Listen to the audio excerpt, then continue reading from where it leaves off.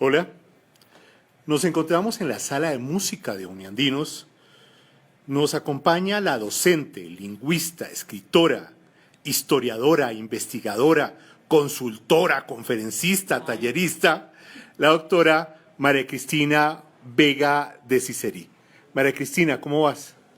Muy bien, afortunadamente. Buenas tardes, Hernando. Es un placer estar aquí contigo. No, el placer claramente es todo nuestro. Bueno, la doctora María Cristina estudió Filosofía y Letras, con énfasis en Historia y Lingüística en la Universidad de los Andes. Estudió Relaciones Internacionales en la Jorge Tadeo Lozano e hizo un posgrado en Lingüística Comparada en París. ¿Qué lingüística comparada, maestra? Lo que pasa es que la lingüística es la disciplina que analiza las características de la lengua. Cuando se habla de lingüística comparada, pues hay que hacer una comparación entre las lenguas. O sea, las lenguas romances, las lenguas nórdicas, las lenguas derivadas del sánscrito, las lenguas antiguas, las lenguas nativas, etc. ¿Cuál es la similitud entre filología etimología? No, es que la etimología es el origen de las palabras. Sí. Y la filología en realidad es el estudio de las lenguas. Ok, súper, perfecto. Bueno, encontramos también que dentro de los reconocimientos internacionales tenemos sobre un libro muy interesante, un libro claramente reconocido aquí en Colombia, sobre la vida y obra del maestro José Eustacio Rivera y su libro La Vorágine. ¿Qué nos inspiró en ese libro? ¿Por qué ese libro? A ver, en realidad, y tengo que recordar a Eduardo Camacho Guisado, que murió en estos días, fue profesor nuestro de literatura, y yo me iba a ir para España y había hecho un trabajo pequeñito sobre la vorágine, y en el momento cuando me fui a graduar, pues tuve que graduarme con mucha rapidez, y entonces él me dijo, tú tienes un trabajo que te puede servir, amplíalo. Y entonces así amplié todo lo relacionado con Rivera, y de ahí salió la tesis de Rivera. En realidad, la tesis comprende primero la biografía del autor, la biografía del autor, su temperamento, su característica de luchador por causas perdidas. Digamos que me enamoré de ese luchador que fue José Eustacio Rivera, y eso lo plasmé en la tesis, y al mismo tiempo hice el análisis de la obra La Vorágine, que es extraordinaria, pues es la primera novela de carácter modernista en Colombia, la primera que abre el espacio de la novela terrígena. Pues es una obra en prosa, pero indudablemente se notan las características de poeta de José Eustacio Rivera. Tiene unas descripciones de la naturaleza absolutamente magistrales, y obviamente que la novela es una novela de espacio que se refiere exactamente a las caucherías en la parte oriental del país. Sí. Y es muy hermosa, con un lenguaje maravilloso y entrelazada con la historia de Arturo Cova y Alicia. Entonces, pues hice el análisis y presenté ese trabajo.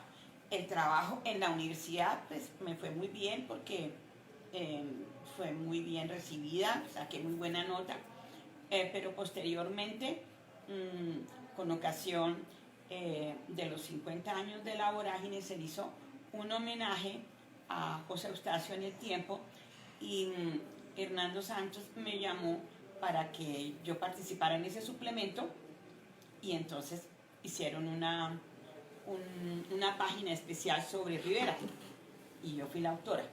Gloria Valencia Castaño, que tenía en esa época el Correo Cultural, entonces se interesó en eso, por lo tanto ella me hizo una entrevista y la pasó para Europa, y entonces por eso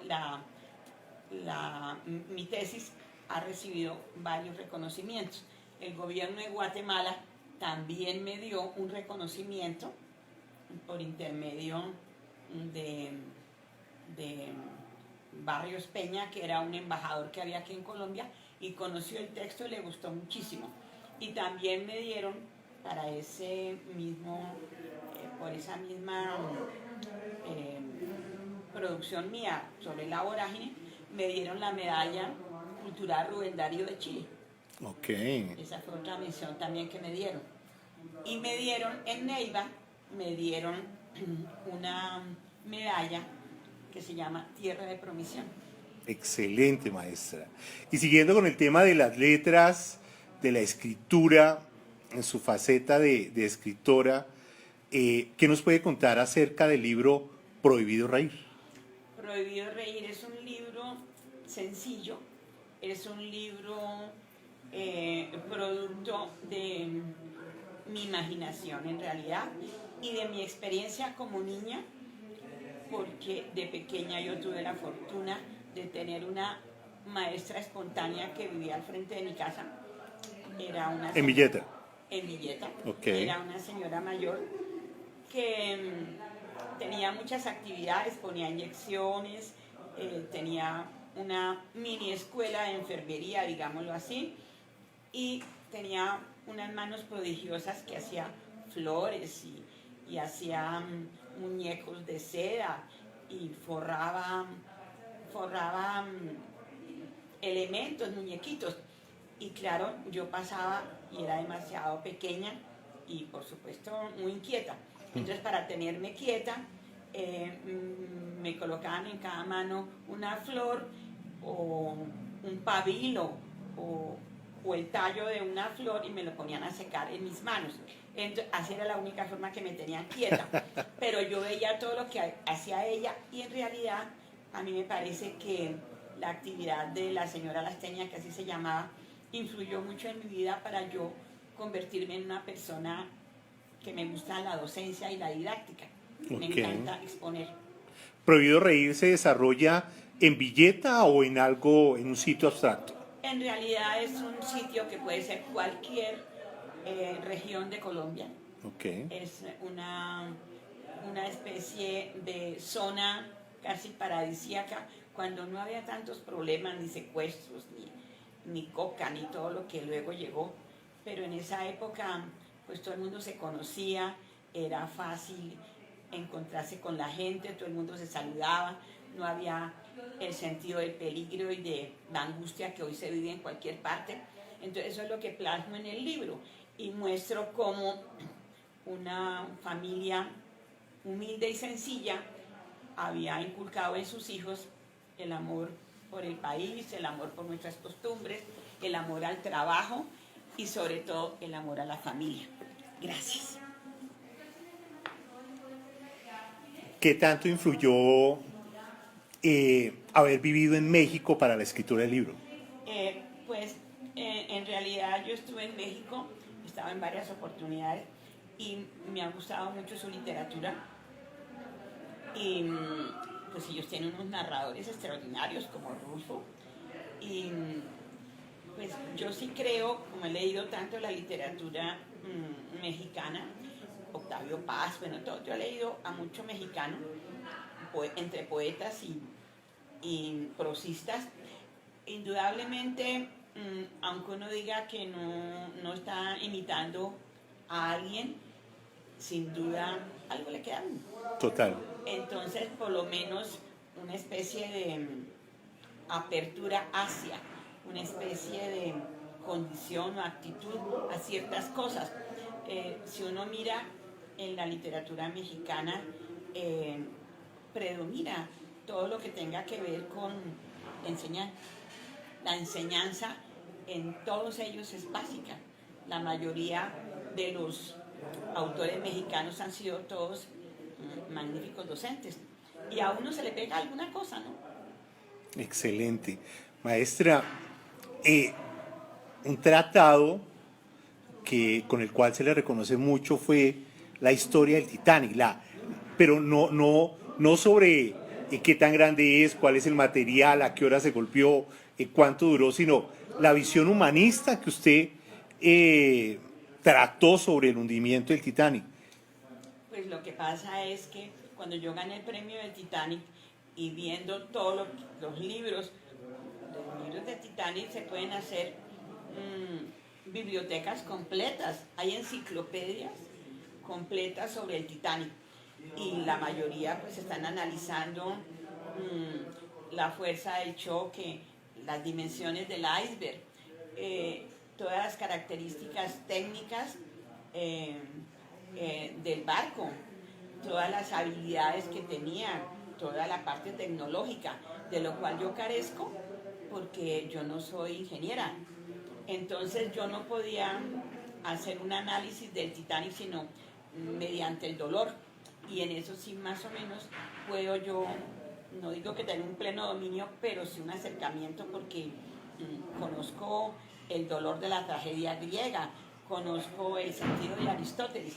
Entonces, naturalmente que cuando yo gané el concurso, cuando me pidieron una definición de qué entendía yo por la tragedia del Titanic, yo conceptué que era una versión moderna de la tragedia griega, porque lo primero que se me ocurrió era que, como en la tragedia griega, el escenario de la catástrofe era lo más fino del mundo, el barco.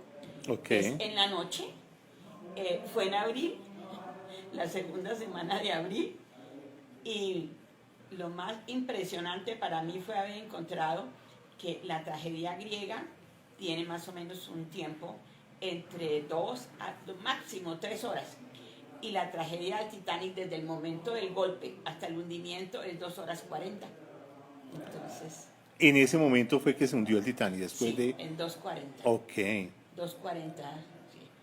Bueno, ¿y cuál es la visión humanista? ¿Qué podemos contar desde esa visión humanista de ese hundimiento? Bueno, el Titanic para mí me causa, por una parte, adoro el Titanic. Me parece que fue una conquista del ser humano haber podido hacer un barco de esa naturaleza que es casi como algo fuera de serie, o sea, es algo del otro mundo. No hay nada tan lujoso como ese barco. Imaginarse que las cabinas, las cabinas Parios, que eran las más finas, ninguna era igual a otra. Las paredes todas eran diferentes, enchapadas en madreperla. La madera era madera traída de la India, de sándalo, perfumada. O sea, es que el lujo que tuvo el Titanic, si uno lo mira desde el punto de vista de las necesidades del mundo, uno dice que es absurdo, pero indudablemente es el zoom de la belleza, de la hermosura, de la selección, de lo máximo. Eso fue el Titanic. Pero por otra parte hay que ver otras cosas. Por ejemplo, las condiciones de las personas que trabajaron en su construcción. Eso fue muy doloroso. La forma como estaban separadas las 3 clases. Pues la primera y la segunda no tenían tanta diferencia, pero la tercera clase, nomás por el hecho de subir.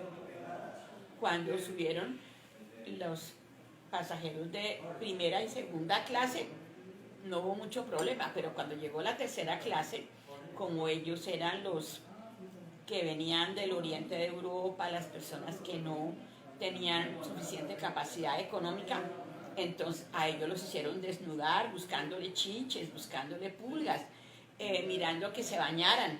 Sin embargo, qué cosa tan particular, y es que ellos consiguieron en el Titanic tener un lujo que ni siquiera en los otros barcos de la época tenía la primera clase. O sea, la tercera clase del Titanic Sí. tenía mayor lujo que la primera clase de cualquiera de los otros barcos, como por ejemplo de la Cunard. O sea, hay unas diferencias tan abismales. El hecho de que no pudo entrar en apariencia ningún negro, sin embargo vino un haitiano y él fue aceptado que viniera dentro del barco con la condición de que no saliera. Estaba casado con una joven francesa. Y él muere en el naufragio, pero su hija y su esposa, la esposa estaba embarazada, entonces la esposa sobrevive, la niña sobrevive y el bebé que estaba esperando también. Pero él sí murió porque no salió de su camarote. No le dejaban salir del camarote. Increíble, maestra. Bueno, pues también tenemos un tema muy interesante para discutir con usted. Es el concurso de cuento Ramón de Subiría en su versión número 22 ya. Sí, no, ese fue el año pasado. Bueno, es que ya estamos comenzando, ya en lugar de decir del año pasado, es el año antepasado. Bueno, Caramba, eso fue el sí, año 2017. Claro. Sí, ya tuvimos el 2018 y para este año es el año 24. Caramba. Sí, es que el libro se publica un año después del concurso.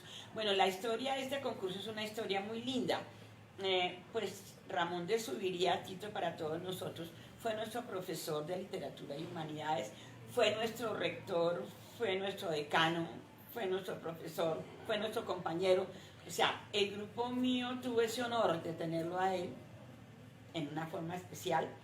Y las características de él, que uno no sabe ni siquiera cómo explicar, cómo trascender lo que era Ramón de Subiría para todos nosotros.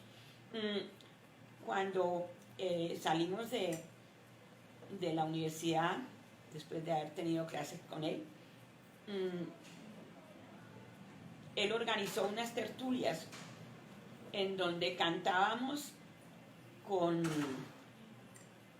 Leonel Parra, él le llamaba el indio, él tocaba muy lindo el tiple, y Ramón de Subiría cantaba muy bello, y él tenía algunas canciones de su autoría.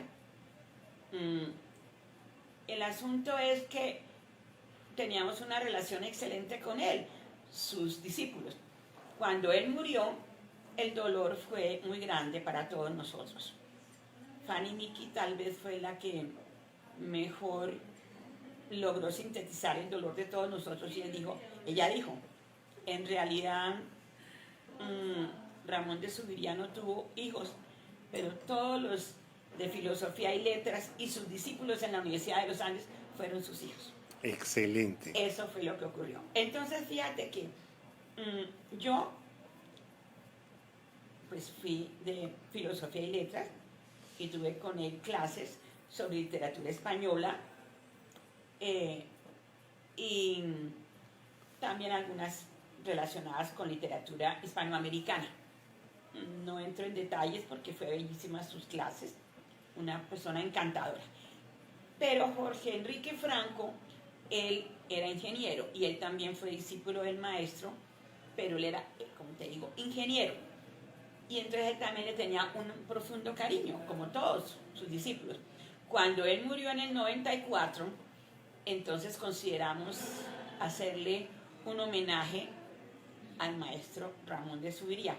Después de pensar muchas cosas, Jorge Enrique consideró que era muy oportuno hacer un concurso en su honor y entonces por eso instituimos con un poco de esfuerzo el concurso Ramón de Subiría. Se presentó a la asociación, a la junta directiva, nos lo aprobaron y a partir de ese momento pues hemos contado siempre con el apoyo de la junta directiva y la administración de la asociación. Ahí nos cuesta mucho trabajo es conseguir los jurados. Ok. Los jurados. ¿Por qué, maestra? Porque casi nadie está predispuesto a leer cuentos. Entonces a mí me toca llamar al uno, llamar al otro, ofrecer, bueno, me toca hacer de todo hasta que consigo mis 3 jurados. Ok. Y esos 3 jurados siempre tienen unos honorarios, no es mucho. Siempre yo les digo que aspiro que mientras se realiza el concurso, pues me gane el baloto y entonces así yo les pueda dar unos honorarios que enaltezcan la labor que hacen con nosotros. Pero a la hora de la verdad, siempre he conseguido unos maravillosos jurados muy cercanos a mí y luego terminan en una amistad maravillosa y, y pues gozamos muchísimo en esas sesiones con ellos mientras van seleccionando los cuentos ganadores. Además, es que leer 160, 130, 150 cuentos, a pesar de que son tan solo 8 hojas máximo. ¿Cuáles son las condiciones del concurso? Las condiciones del concurso, primero que todo, es tema libre. Ok. Luego es un cuento entre 6 y 8 páginas. Ok. ¿Sí? La condición es que sea de la comunidad uniandina extendida, o sea, son egresados de la universidad, su familia, sus hijos, sus suegros, o sea, es la familia extendida, pueden participar los profesores, pero no pueden participar la planta administrativa. De acuerdo. En cambio, sí, los nietos, los sobrinos, los hijos, y bueno, ya hemos logrado después de, ya este año son 25 años de tener el concurso, pues es la actividad cultural más importante que adelanta la asociación y todo el mundo está pendiente de quiénes van a ser los jurados. Hemos tenido unos jurados maravillosos desde Gozaín, miembros de periodistas, Jorge Restrepo, miembros de las academias, políticos, embajadores, personas del exterior. Bueno, nos hemos movido para eso y siempre hemos conseguido. Pero lo más importante, Jairo Aníbal Niño, Juan Gustavo Cobo, pero Jairo Aníbal Niño y Germán Arciniegas también estuvo. Siempre nos dijeron que no cambiáramos las condiciones para que siempre permaneciera. Y así se ha hecho. Entonces, estamos muy contentos con eso. Y la gente se siente contenta de participar y la sorpresa es que los cuentos son muy buenos. Excelente. Los cuentos son muy buenos. Es una especie de acervo cultural de las tendencias de los cuentos. Por ejemplo, a veces la temática es la violencia, la paz, hay tema urbano, hay tema rural, hay tema científico, más o menos, o sea, hay de todo, pero causa admiración de que es una actividad que en la asociación gusta en todos los capítulos, o sea, que encarnan a la hora de la verdad todas las profesiones que se imparten en la Universidad de los Andes. Y siempre son hartas personas que se presentan. 160 cuentos la última vez. Sí, señor. Wow. Sí. Interesante. Hemos tenido, hay algunos momentos que más bajas, hemos tenido 80, 90, 105, pero si miráramos como un término medio es más o menos 100. Excelente. ¿Y para qué fecha se abre el concurso? El concurso ya está, en este momento ya está abierto. Ok. Pero finaliza en septiembre, 30 de septiembre. Todo octubre se da para hacer el análisis y a mediados de noviembre se dan los resultados. Excelente.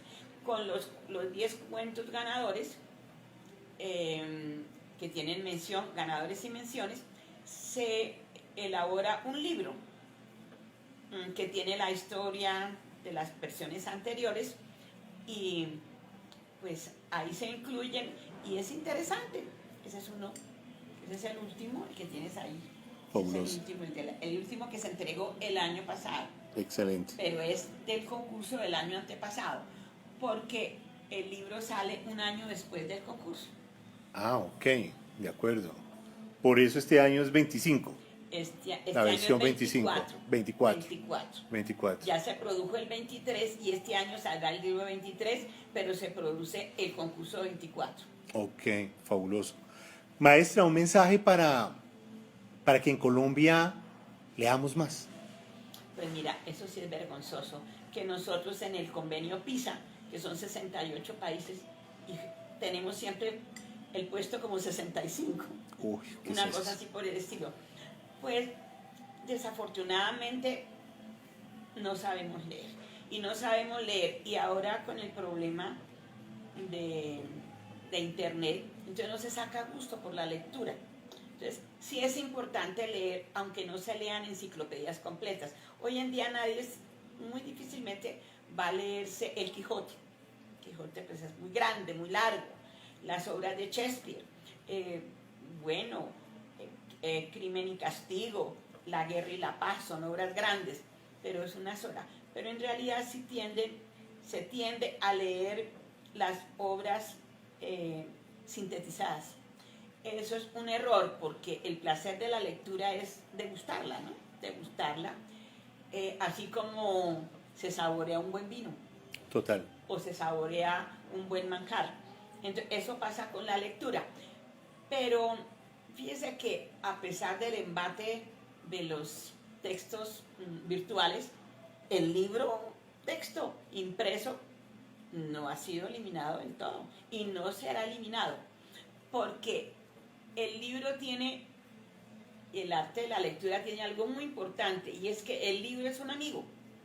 El libro no me gusta, lo dejo a un lado, pero no se pone bravo porque yo no estoy de acuerdo con él. Ok. O sea, es un buen dilectante. Yo no tengo preocupación de decir, lo ofendo si yo no estoy de acuerdo con él. Si me gusta, excelente. Si no me gusta, tampoco. Si lo termino, bien. Si no lo termino, también. Lo dejo de leer y lo pongo por ahí a un lado. Y al rato o a los años me acuerdo, lo encuentro nuevamente, lo recupero y continúo en la lectura. O sea, el libro es el mejor amigo. Nunca me censura si yo lo olvido. Ok. Y si yo lo reencuentro, yo soy feliz y el libro sigue siendo el mismo. ¿Sí? Tendrá polillas, tendrá ácaros, pero es el mismo libro. O sea, es algo muy lindo. Ahora, una forma para que uno aprenda, para que los niños tengan el hábito de la lectura, es que aprendan a pasar las hojas de libros grandes. Por ejemplo, los directorios telefónicos son excelentes para que los niños pasen la hoja.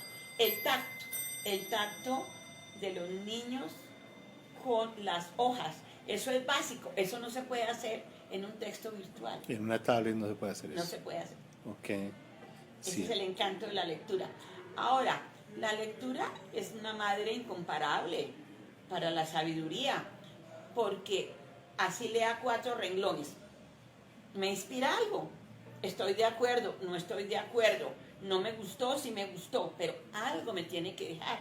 Uno no es el mismo después de leer un libro. No, de ninguna manera. Es una experiencia. Total. Es una experiencia y algo le deja. Entonces, a mí me parece que lo importante es leer. Lástima que nosotros no tenemos el hábito de la lectura bien forjado, pero hay otro problema más grave: los costos. Nuestros textos son demasiado costosos. Si nosotros lográramos unos textos que fueran económicos, la gente sería más proclive a leer. Por ejemplo, yo viendo en el metro de Santiago de Chile, yo veía que todo el mundo entra con un libro y se sienta a leer, cosa que aquí no es así. Aquí en realidad se ha hecho un ensayo con el libro al viento, ¿no? Sí. Y algo deja, o sea, todo lo que se impulse la lectura es excelente. Ahora, en este momento, cuando se hacen los trabajos para graduarse, los trabajos de grado, pues eso de copia y pegue, menos mal que ya se está tratando de Hay unos programas que detectan eso. Impedir que haya plagio. Pero con todo y eso, alguna cosa se pasa. Ok. Alguna cosa se pasa. Pero hay que motivar, no que hagan trabajos de 800 hojas, que hagan de 36, pero que se investigue y saquen una buena idea. Total, total. Maestra, ¿cuáles son las tertulias a desarrollar acá en la sala de música de Uniandinos? Tenemos instaurado desde el año pasado 2 veces al mes, los miércoles, en ese espacio hacia las 4 de la tarde, para la gente mayor que ya no quiere hacer otra cosa, que tiene tiempo disponible, que ya no trabaja, pues venir a hablar de cosas interesantes. Entonces, hemos hablado precisamente sobre la vorágine, hemos hablado sobre algún autor especial, hemos traído a profesores de la universidad, hablamos sobre Gretel Werner, que fue directora de Humanidades, que una persona muy querida para nosotros en la universidad. En fin, en realidad no se han hecho muchas porque es un espacio reciente. Se está hasta ahora implantando, o sea, la tertulia no podemos decir que vienen 80 personas, no, porque estamos creando y motivando para que la gente venga y es abierta. Pueden venir inclusive personas que no sean de la asociación, porque es el placer de compartir. Total. Es el placer de compartir. Entonces, ha sido muy interesante. Y este año, la primera que vamos a hacer será, pues, repasar la vida de José Eustacio Rivera, que precisamente el 1 de diciembre se conmemoraron los 90 años de su muerte. Del año 2018. 2018, sí, señor. Ah, caramba.